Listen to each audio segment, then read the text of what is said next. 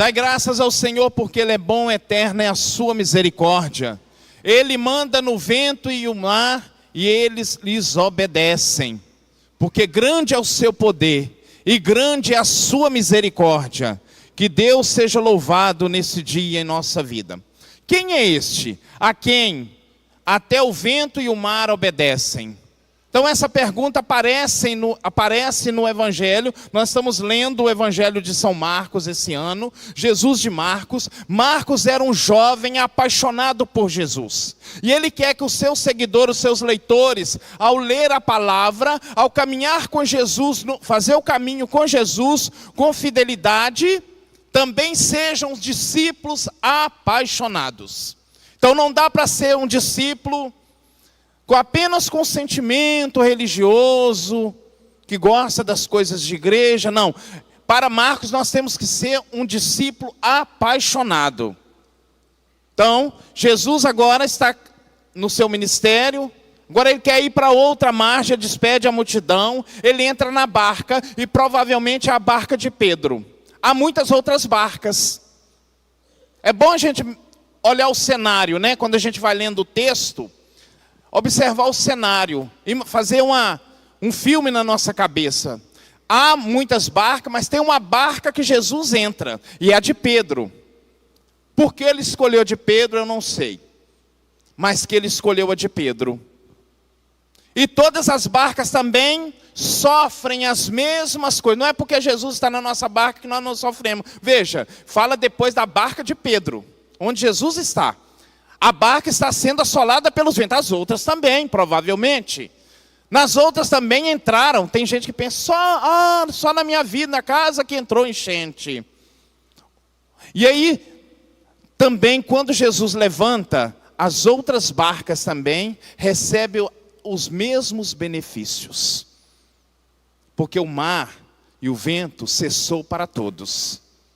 Então eu acredito muito nisso, que a barca que Jesus está é a barca de Pedro e é a igreja. Eu não tenho dúvida. Mas eu acredito também, porque ele está na barca de Pedro, as outras barcas que estão à volta sofrem no mundo as mesmas coisas. Também as outras barcas estão sofrendo aquilo que a igreja está sofrendo. Porque estamos na mesma condição, nós sofremos as mesmas dores. Eles também. Mas, quando Jesus levanta, na Eucaristia e na palavra, também eles recebem os mesmos benefícios de Jesus. Coloque Jesus no centro da sua barca. Se a sua barca está sendo assolada, eu não sei como está a sua barca. Talvez hoje a sua barca é representada pelo seu casamento, pela sua casa. Talvez é vício na sua família. Talvez é um sofrimento de uma doença que chegou agora esses dias. Eu não sei como está a sua barca, mas eu sei que se Jesus estiver nela, é só uma questão de tempo. A barca não vai afundar. Você não vai morrer. Então Jesus levanta. E eu gosto do Evangelho de Marcos, porque tem um detalhe aqui que não temos nas outras. Que Jesus estava dormindo, a gente já sabe que ele estava dormindo. Mas no Evangelho de Marcos tinha até um travesseiro. A humanidade de Jesus. E a oração dos discípulos é oração de desesperado. Mas Deus atende também a oração de desesperado. Jesus, ele se levantou, ordenou ao vento e ao mar: silêncio, cala-te, e houve bonança. É só uma questão de palavra. Quando ele declarar a palavra dentro da sua barca, quando você experimentar a força da palavra de Jesus na sua barca, porque ele não prometeu tranquilidade durante o percurso, mas ele garantiu a chegada. Isso que é importante. A chegada é segura, mas se Jesus estiver na sua barca, leva Jesus e coloca no centro da sua barca, e num momento difícil, clama por ele. O vento cessou, então Jesus perguntou aos discípulos: por que sois tão medrosos? Ainda não tendes fé? Fé e medo, ao contrário de medo não é coragem, é fé. E o contrário de fé é medo. Então eles sentiram um grande medo e fez uma pergunta. Essa pergunta precisa nortear aqueles que leem a palavra de Deus. Mas não, pelo amor de Deus, gente, Quando eu escuto certos padres falando, eu ponho a mão na cabeça assim, graças a Deus que eu tenho bastante suor, aí eu seco meu suor com a mão. Faço de conta que não estou ouvindo. Leia pelo menos um versículo por dia. Não segue Jesus na íntegra. É na íntegra. Um versículo por dia não alimenta quem está querendo ser um apaixonado por Jesus. Porque a pergunta, quem é esse a quem o vento obedece? Mas essa pergunta nós não podemos responder. Os demônios também sabem quem é Jesus. Muitas vezes, quando nós vamos a Gadara, lá uma legião de demônios vai dizer: porque viesse antes do tempo, eu sei quem é Jesus de Nazaré. Você é o santo de Deus. Jesus cala. Do mesmo jeito que falou aqui. Quantas vezes os demônios também, sabendo quem é Jesus, eles proclamavam quem era Jesus. A multidão muitas vezes seguindo Jesus, sabia mais ou menos quem é Jesus. Andando atrás, eles não seguem. Os fariseus também. E essa pergunta, ela começa no primeiro capítulo. Lá no versículo 1 você já tem a resposta. Quem é este a quem o vento e o mar obedecem? Quem é Jesus de Nazaré? Essa é a pergunta que nós, leitores, nós seguidores, devemos dar essa resposta.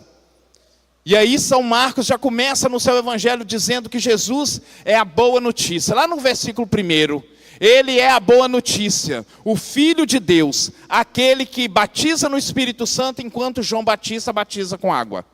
É ele.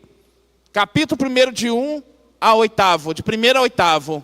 Ele é o Messias. São Pedro vai dizendo que Jesus é o Messias.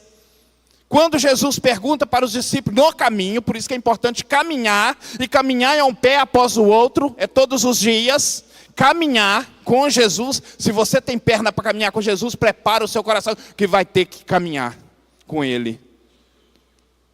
E aí, começa Marcos falando quem é Jesus. Jesus é o leão, por isso ele é simbolizado na figura do leão. Forte, que entra na casa do homem forte, mas amarra o homem forte, rouba tudo dele. Jesus é poderoso, ele tem poder. E aí começa e termina com a resposta do centurião. Quando Jesus morre na cruz, o centurião vai ver Jesus morto na cruz e vai dizendo: verdadeiramente esse homem era justo, é o Filho de Deus. E não adianta, só essa resposta não salva ninguém. Resposta que a gente fica escutando os outros falando. Não falaram comigo quando eu estava na catequese, sabe?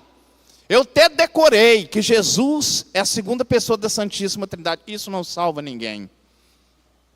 Eu escutei o padre fulano, quando ele era ainda lá da matriz, ele falou. Não salva ninguém. O que salva é a nossa resposta dada no caminho com Jesus. É na revelação da fé. É uma resposta de fé. Porque os demônios também sabem quem é Jesus. Quem é este a quem tem o mar e o vento obedece? Segundo São Pedro, nos sinóticos, Jesus é o Filho de Deus. É o Yeshua, a salvação de todos, para todos os povos. E Yeshua, salvação de Deus para todos. Segundo São Pedro, no sinótico, Jesus é o Messias, o Filho de Deus, o do Deus vivo. Quando Pedro está pregando nos Atos dos Apóstolos, capítulo 4, versículo 12, ele vai dizendo, quando ele está pregando, o primeiro Papa pregando, olha: em nenhum outro há salvação, porque debaixo do céu, nenhum outro nome, não há outro nome que foi dado aos homens pelo qual devamos ser salvos. Não há outro nome, mas o único nome é Jesus. São Paulo, Filipenses 2:10 vai dizer que esse nome está acima de todo nome. Ao nome de Jesus se dobre todo o joelho no céu, na terra e nos infernos. E toda língua confesse para a honra e glória de Deus Pai que Jesus Cristo é o Senhor. Kyrios, aquilo que nós cantamos no ato penitencial, ele é o Kyrios. Ele é o Senhor, do hebraico, Yahvé, ou Javé. Ele é Senhor. Um ser igual a Deus, vai dizendo São Paulo, ele é Deus, Filho do Deus vivo. Por isso que diante dele todo joelho se dobra.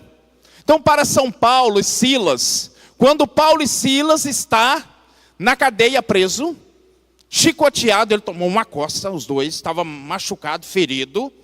Não foi tapinha não, gente. Seguir Jesus hoje é muito fácil.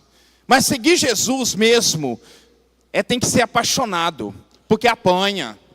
Pedro, um dia, Paulo, no seu ministério, ele passava pelas ruas, vai dizer no capítulo 16 dos Atos dos Apóstolos, que todo dia ele passava, e todo dia uma mulher começava a gritar: olha, aqueles homens anunciam a salvação, olha, aqueles homens anunciam a salvação. Isso todo dia. Estava falando coisa ruim? Não. Mas um dia Paulo olhou para aquela mulher, Paulo e Silas olharam para aquela mulher e disse: espírito maligno, sai dessa mulher agora, em nome de Jesus, e não volte mais. E ela ficou livre. E por que ela ficou livre? Porque ela era possuída pelo espírito de adivinhação, e ela dava lucro para os seus patrões com as suas adivinhações. E a partir daquele momento, daquele exorcismo feito em nome de Jesus, aquela mulher ficou livre. Esse nome que faz até o mar obedecer, até o mar, todo mal obedece a esse nome. Esse nome é tão poderoso que quando nós rezamos, nós não rezamos em nosso nome. Embora nós pertencemos à igreja de Jesus, nós falamos em nome de Jesus, os céus derramam graça. Deus derrama graça. Porque com esse nome, nossa oração chega diante do trono da graça. Então Paulo, agora por causa da libertação da mulher, foi preso. Capítulo 16 dos Atos dos Apóstolos diz que ele estava machucado, amarrado a um tronco, preso numa cadeia. Mas meia-noite, Paulo e Silas começam a cantar louvores a Deus, cantando salmos, e houve um grande terremoto que quebrou a cadeia toda. O carcereiro, com medo de morrer, ele prefere suicidar. Como diz o povo, né? Antes morrer do que perder a vida. E aí Paulo vai dizendo: moço, não se mata não, nós estamos todos aqui. Nós estamos aqui. E aquele homem faz uma pergunta para Paulo e Silas, que sem essa pergunta, se toda pessoa fizesse essa pergunta, nós poderíamos responder. Mas às vezes as pessoas não fazem pergunta, a gente só tem que responder a pergunta que a pessoa faz. E aí ele pergunta: o que nós devemos fazer para ser salvo? E Paulo apresentou um nome que garante salvação. São Paulo vai dizendo para Silas, ele fala para mim e para você hoje também. Capítulo 16 de Atos dos Apóstolos, versículo 31, ele vai dizer: crê no Senhor Jesus, será salvo tu e tua família. E aquele homem naquele mesmo dia aceitou Jesus como seu único Senhor e Salvador. E toda a família recebeu o batismo, e ele assumiu na sua vida e para toda a sua família a salvação de Jesus Cristo. Eu não sei como está a sua família, a sua casa, mas coloca Jesus no barco. É assim que, como o centurião, assim como o carcereiro colocou lá no barco dele, na casa dele, Jesus, e foi capaz de todos receber a salvação, assim também é a nossa vida. Porque enquanto nós estamos caminhando nesse mundo, a nossa barca vai ser assolada por tantos ventos contrários. Não pense que o mundo, ele vai te tratar vai te tratar com amor, não. Os ventos do mundo são contrários, mas quando Jesus está no nosso barco, nós temos a garantia da chegada. Ele manda e tudo obedece. Ele é Deus, Ele é um com o Pai e o Espírito Santo. É por isso que Ele garante salvação. Quando o leitor assíduo, ele tem capacidade de responder essa pergunta, ele já chegou à fé que salva. Ele já saiu daquela condição de apenas uma religiosidade, e agora ele já chegou à plenitude da fé, e essa fé salva da morte, do demônio e do pecado. A fé em Jesus Cristo, porque nós não proclamamos a fé da multidão, nós proclamamos a fé dos apóstolos. Um dia Jesus perguntou, aqui os discípulos estão fazendo a pergunta, mas chega uma hora no caminho que Jesus faz uma pergunta para aqueles que são seus seguidores, no dizer dos homens, quem é o Filho do Homem? A pergunta de Jesus é: quem é Jesus de Nazaré para os outros, para a multidão? E aí os discípulos começam a dizer: olha, Uns estão dizendo que o Senhor é Jeremias, outros estão dizendo que o Senhor é Isaías, o Senhor é João Batista. Amanhã é dia de São João Batista, então tem missa. Amanhã é solenidade da Natividade de São João Batista, grande santo da igreja.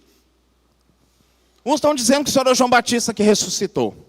Mas Jesus agora perguntou quem é a multidão. O que a multidão está dizendo? Mas também ele vai fazer a pergunta para os batizados, para aqueles que são seus seguidores e que devem ser apaixonados. E vocês? Qual é a resposta de vocês? Então Simão Pedro fala em nome da igreja. Tu és o Cristo, o Filho do Deus vivo. É esta a resposta que Jesus espera de mim e de você. Mas não pode ser uma frase copiada. Mas que precisa ser, que parte de uma experiência mais profunda. É esta a resposta, não é a resposta dos demônios, não é a resposta da multidão, não é a resposta do centurião aos pés da cruz. Mas essa resposta precisa ser a resposta de alguém apaixonado. Esse nome tem poder. Santa Justina, uma grande santa da igreja. Então Cipriano, como vocês já sabem a história de São Cipriano, ele era um bruxo muito considerado. São Cipriano foi encarregado de fazer um feitiço para encantar Justina, porque ele acreditava, ele servia aos demônios, porque o diabo falou para ele que ele era o mais forte, o mais poderoso. Então ele se tornou um grande bruxo. E um dia ele queria encantar, ele recebeu uma oferta para encantar com as suas feitiçarias a Justina. E ele não conseguia nada com ela, porque todos os projetos, todos os planos do maligno caíam por terra. E aí ele recorreu ao demônio e perguntou: por que eu não consigo nada com essa mulher? E aí o diabo falou para ele, Satanás: porque ela faz um sinal que me fracassa. Ué, existe um sinal que te fracassa? Ele falou: tem. Então você é um mentiroso, você falou que você era o mais poderoso, por isso que eu estou te servindo. Não, tem um sinal. E ele descobriu que o sinal é o sinal da cruz, que fracassa o poder do maligno. Ele falou: se você tem um sinal que te fracassa, por trás desse sinal tem alguém mais forte do que você. Você é um mentiroso, e é a ele que eu vou servir. Jesus Cristo tem poder. Os exorcistas usam desse nome para expulsar demônios. Na unção dos enfermos, nós invocamos esse nome para a cura dos enfermos. Esse nome cura, esse nome, ele tem poder sobre a morte. Domingo que vem nós vamos experimentar o poder de Jesus sobre a morte. Amém? Domingo que vem, nesse mesmo canal, nesse mesmo horário. Jesus chegou. Se Jesus está no seu barco, não importa o tamanho da tempestade, não importa o tamanho do vento. O nome de Jesus está acima de tudo. Amém?